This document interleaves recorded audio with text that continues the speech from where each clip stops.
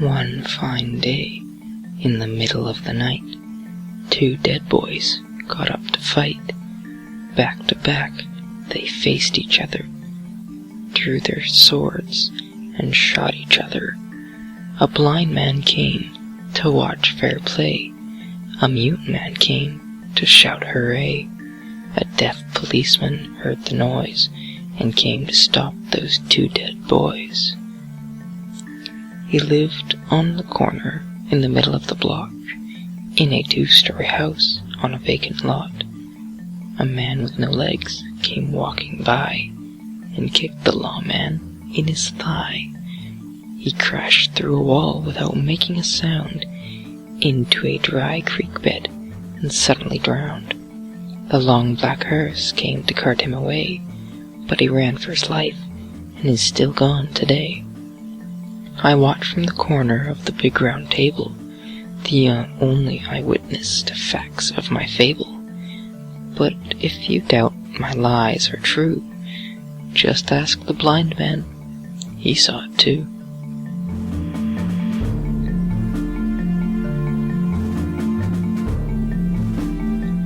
Death is a destination.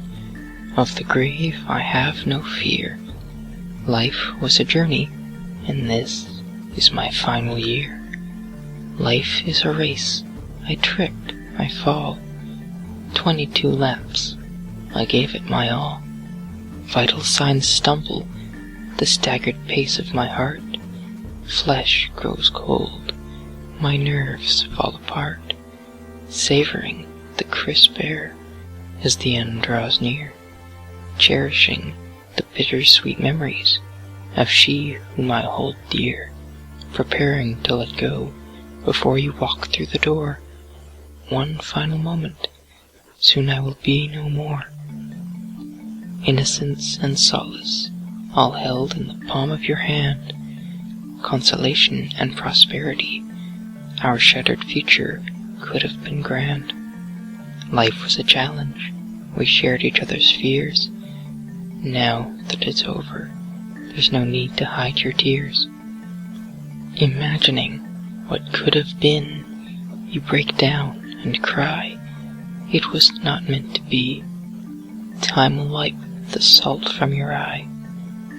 Will you celebrate our past as you bury me on the morrow, or dwell upon your loss with a heart filled with sorrow?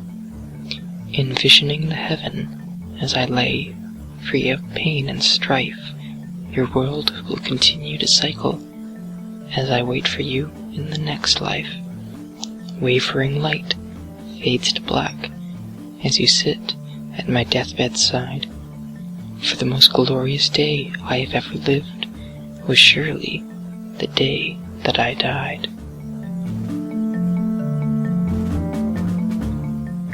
When I was a child of only 3, the rotted man came for me.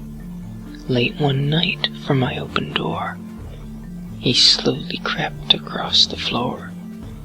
He took me by the hand and said, I'll save you from this life of dread.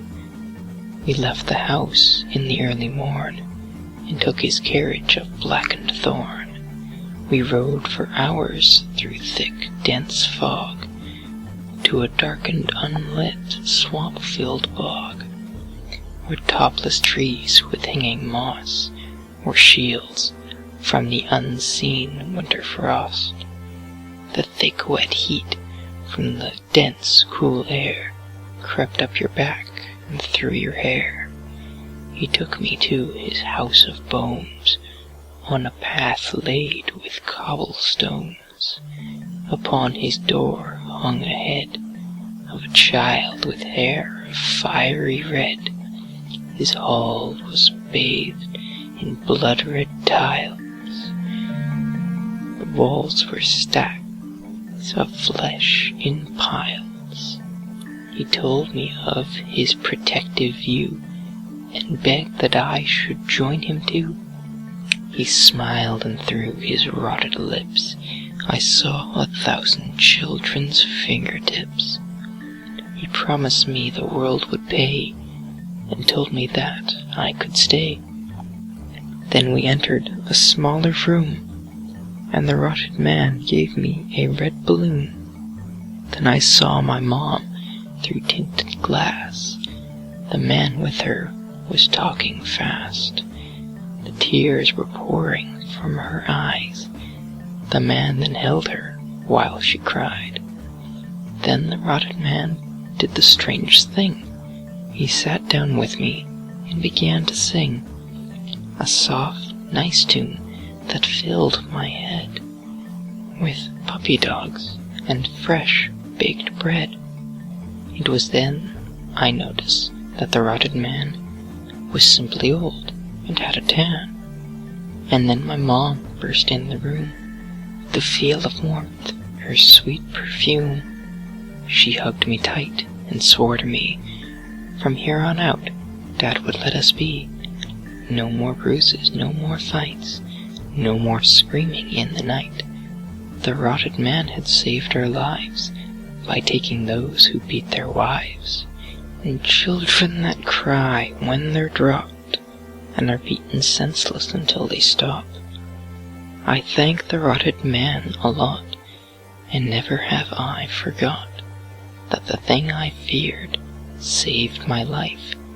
They had found my father with a knife.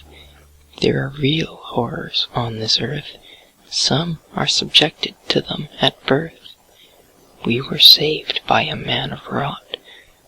I was lucky, but many are not.